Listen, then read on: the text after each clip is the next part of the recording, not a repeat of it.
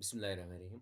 अब economic geography का मैंने गेस्ट पेपर बनाया है। इसमें 3 सेक्शन है, section A, section B, section C. Section A के 24 मार्क्स है, 8 क्वेश्चन है, 3 मार्क्स का ईच है। दूसरा है 4 क्वेश्चन है, उसके 5-5 मार्क्स, तो 20 मार्क्स हो गए। उसके बाद लास्ट में है 8-8 मार्क्स के 2 क्वेश्चन है, 4 में से 2 ही अटेम्प्ट करने हैं।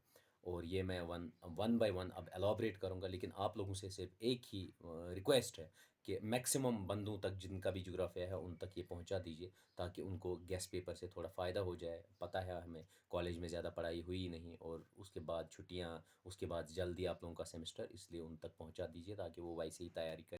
अब इकोनॉमिक जियोग्राफी का 3 सेक्शंस हैं, section A, section B, section C. Section A में शॉर्ट आंसर है। शॉर्ट आंसर आप लोगों को 20 वर्ड से लेके 30 वर्ड लिखना होता है, और इसके 3 मार्क्स होते हैं और 8 क्वेश्चन होते हैं, और हो गए 24 मार्क्स।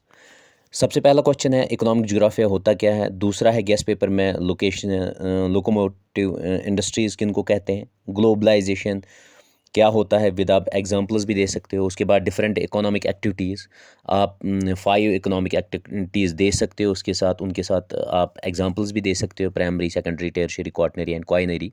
उसके बाद ग्रीन रिवोल्यूशन होता क्या है, और विद एग्जांपल्स भी दे सकते हो कब ये लागू हो गया।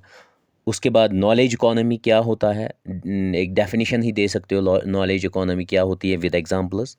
फिर examples of primary economic activity, primary economic activity की एग्जांपल्स कौन कौन सी है।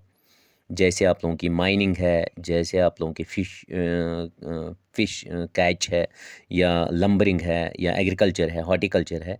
उसके बाद रीजनल डिस्पैरिटीज़ होता क्या है, एक रीजन और दूसरे रीजन में फ़र्क होता है, मतलब उसको रीजनल डिस्पैरिटीज़ कहते हैं, develop in terms of development में। तो वो डिफ़ाइन करना है, उसको आप एग्जांपल भी दे सकते हैं। अगर आप जे.एंड.के की एग्जांपल देखेंगे, लद्दाख, जम्मू एंड कश्मीर, तीनों रीजनल डिस्पैरिटीज़ है, तीनों में चंद रीजन डेवलप्ड है, चंद नहीं है। तो ये हो गया आपका ए पोर्शन। अब आ जाइए आप सेक्शन बी पे। सेक्शन बी है मीडियम टाइप आंसर्स, 125 से लेके 150 वर्ड्स होना चाहिए, और 5 मार्क्स का हर एक क्वेश्चन है।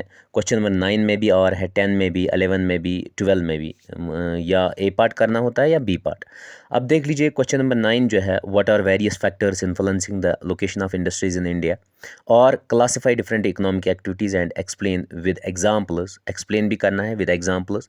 Define agro based industries and give a detail account on cotton textiles in India. उसके बाद explain in detail heavy industries with special reference to petrochemicals. Define globalisation, what is the impact of globalisation on Indian economy. उसके बाद है define privatisation, what are the consequences of privatisation in India. Question number 12 है, give a detail account on energy resources of J and K, और elaborate the sectoral composition of economy of J&K। Means sectoral में primary sector में कितनी population है, secondary में कितनी है, tertiary में। ये जो पोर्शन है, ये मीडियम आंसर जो है, इसमें आप क्या करेंगे काम, इसको के डायग्राम्स, चार्ट डायग्राम्स भी आएंगे। For example factors influencing various industries, economic activities, या एग्रो बेस्ड इंडस्ट्रीज़, या इम्पैक्ट ऑफ ग्लोबलाइजेशन, या एनर्जी रिसोर्सेज। इसको आप सीधे एक चार्ट डायग्राम के ज़रिए दिखा सकते हैं कौन कौन सा एनर्जी रिसोर्सेज है, या primary sector, secondary sector, tertiary sector. ये चार्ट डायग्राम्स के भी थ्रू दिखा सकते हैं। उसके अलावा आप जब भी क्वेश्चन नंबर 9 आप स्टार्ट करेंगे, अगर वो पेज के आधे हिस्से पे ही ख़त्म होता है, 2-3 पेज आपने लिखे फिर आधे हिस्से पे ख़त्म होता है, तो क्वेश्चन नंबर 10 आप वहीं से स्टार्ट मत कीजिए, नेक्स्ट पेज पलट लीजिए और वहाँ से स्टार्ट कीजिए, ताकि वो कंफ्यूज ना हो जाए, ताकि आपके मार्क्स ना कटे। और अलग से फिर हर एक मीडियम आंसर और लॉन्ग आंसर में हर एक अलग से हेडिंग कंक्लूजन की डाल दीजिए। कंक्लूजन की 2-3 लाइन्स होती है, कंक्लूड कैसे किए जाए, इंट्रोडक्शन होती है। और हर वक्त याद रखिएगा, मीडियम आंसर और लॉन्ग आंसर में इंट्रोडक्शन होती है, बॉडी होती है क्वेश्चन की, और फिर कंक्लूजन होता है, ये याद रखिएगा। और दोनों साइड से अगर आप मार्जिन डालते हो तो वो उससे भी बेस्ट रहेगा। अब है आप लोगों का section C, long answer type. ये 250 से लेके 300 वर्ड्स होते हैं। अगर आपने 4 डायग्राम बनाई या और कोई डायग्राम, तो वर्ड लिमिट कम हो सकता है, 50-60 वर्ड। और ये 2 ही करने हैं, 13, 14, 15, 16, 4 यूनिट से एक एक लिया गया है।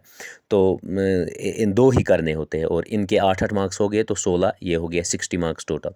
सबसे पहला 13 question number, explain in detail causes and consequences of regional disparities in economic development, regional disparity होती क्या है, इसके काज क्या है और कंसिक्वेंसेज क्या है। उसके बाद classify industries into different types and explain one classification, industries किस किस बेस पे क्लासीफाई की जाती है और एक क्लासिफिकेशन को फिर एलाबोरेट करना है। इसमें भी एक चार्ट डायग्राम आएगी, पूरा पेज भर जाएगा उससे। Detailed account on economic reforms of post 1991, कौन कौन से इकोनॉमिक रिफॉर्म्स आ गए और उससे क्या इम्पैक्ट पड़ा विद एग्जांपल्स। उसके बाद question number 16, contribution of handicraft and cottage industries in employment generation of J and के में कंट्रीब्यूशन क्या है हैंडीक्राफ्ट्स और कॉटेज इंडस्ट्रीज़ का, विद आप एग्जांपल्स भी दे सकते हो। और उसके बाद ये एवरेज रख लीजिए, हमेशा 2 या 3 4 4 पेज ये लिख लीजिए, मीन्स 250 से 300 वर्ड के दरमियान होना चाहिए। ये नहीं होना चाहिए 13 क्वेश्चन या आपने एक क्वेश्चन बहुत लंबा लिखा और लास्ट क्वेश्चन में फिर टाइम नहीं बचा, वो हार्डली एक पेज, उससे जस्टिफिकेशन नहीं होती है।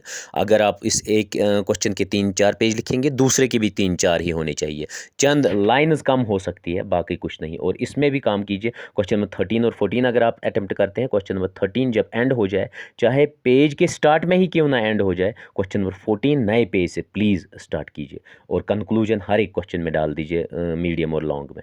बाकी thank you, best of luck. Please हम रिक्वेस्ट आप सबों से इसको मैक्सिमम शेयर कीजिए ताकि मैक्सिमम बंदों को इसका फ़ायदा मिले। बाकी थैंक यू।